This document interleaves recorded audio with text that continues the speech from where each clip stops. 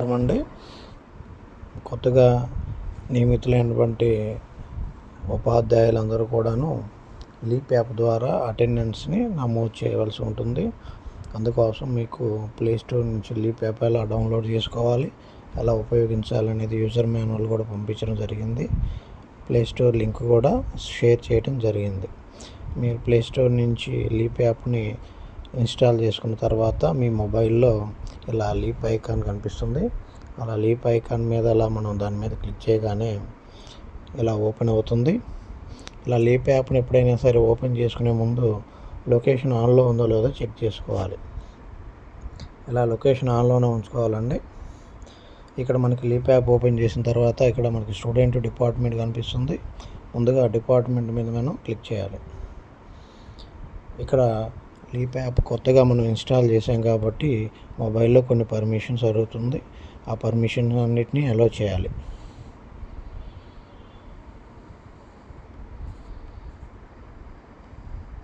అన్ని పర్మిషన్స్ అలో చేసిన తర్వాత ఇక్కడ మనం యూజర్ నేము పాస్వర్డ్ ఎంటర్ చేస్తేనే మనం సక్సెస్ఫుల్గా లాగిన్ అవ్వగలము. ఇక్కడ యూజర్ నేమ్ వచ్చేసరికి మీ యొక్క హాల్ టికెట్ నెంబర్ చూడండి, MDACతో స్టార్ట్ అవుతుంది. తర్వాత 7 డిజిట్ న్యూమరికల్ ఉంటుంది. ఇలా ఇది యూనిక్ అనమాట. ప్రతి ఒక్కరికి వేరువేరుగా ఉంటుంది కాబట్టి మనం రిజిస్ట్రేషన్ అయ్యేటప్పుడు యూజర్ నేమ్గా మీ యొక్క హాల్ టికెట్ నెంబర్ MDACతో స్టార్ట్ అయ్యే హాల్ టికెట్ నెంబర్ని మనం యూజర్ నేమ్గా తీసుకోవాలి. పాస్వర్డ్ అందరికీ ఒకటేనండి. మనకి మెగా DSC పాస్వర్డ్ వచ్చేసరికి మెగా DSCలో M క్యాపిటల్ లెటరు, DSCలో D capital letter _2025 mega DSC _2025 M మరియు D క్యాపిటల్ లెటర్స్. మీరు ఒకసారి లాగిన్ అయిన తర్వాత పాస్వర్డ్ మళ్ళీ మార్చుకోవచ్చు. ఇలా యూజర్ నేమ్ పాస్వర్డ్ సబ్మిట్ చేసిన తర్వాత లాగిన్ బటన్ మీద క్లిక్ చేయాలి.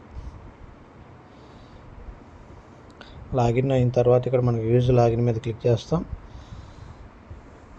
ఇక్కడ టీచర్ అనే 6 బకెట్స్ కనిపిస్తాయి. School, student, teacher, governance, communication, dashboard. మీరు టీచర్ అనేటువంటి బకెట్ మీద క్లిక్ చేయండి. ఇక్కడ సింక్రనైజ్ అనేది చేయాల్సి ఉంటుంది. సింక్రనైజ్ బటన్ మీద ఎంప్లాయీ అటెండెన్స్ డేటా అనే పక్కన ఉన్నటువంటి సింక్రనైజ్ మీద క్లిక్ చేయండి. ఒకవేళ మనకి ఇలా ఇప్పుడు సింక్రనైజ్ అవ్వటం లేదు, ఇలా సర్వర్ ఇష్యూస్ ప్రాబ్లం వచ్చినప్పుడు సింక్రనైజ్ చేయకుండా తర్వాత చేయడానికి మరలా వెనక్కి వెళ్తున్నాము.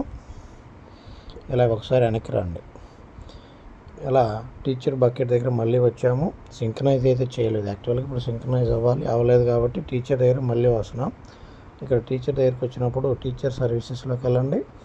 ఇక్కడ మనం అటెండెన్స్ అనే ఐకాన్ కనిపిస్తుంది. ఈ అటెండెన్స్ మనం డైరెక్ట్గా మార్క్ చేయడానికి లేదు. ఒకసారి ప్రతి ఎంప్లాయీ రిజిస్ట్రేషన్ అయిన తర్వాత మాత్రమే అటెండెన్స్ మార్క్ చేయాలి. అటెండెన్స్ మీద ఒకసారి క్లిక్ చేస్తే ఇక్కడ ఎంప్లాయీ రిజిస్ట్రేషన్, ఎంప్లాయీ అటెండెన్స్ కనిపిస్తున్నాయి. ముందుగా మనకి అటెండెన్స్ మార్క్ చేయాలంటే రిజిస్ట్రేషన్ అవ్వాలి కాబట్టి ముందుగా మనం రిజిస్ట్రేషన్ ఎలా చేసుకోవాలో చూద్దాం. ఎంప్లాయీ రిజిస్ట్రేషన్ కొత్త ఉపాధ్యాయులందరూ కూడాను సెల్ఫ్ రిజిస్ట్రేషన్ చేసుకోవాలి. తమకే తామే రిజిస్ట్రేషన్ చేసుకోవాలి. ఎంప్లాయీ రిజిస్ట్రేషన్ మీద క్లిక్ చేయండి. ఇలా క్లిక్ చేసినప్పుడు మీ పేరు వస్తుంది. మీ పేరు మీద క్లిక్ చేస్తే 3 ఫోటోలు అడుగుతుంది. 3 ఫోటోలు మీరు క్యాప్చర్ చేసుకోండి.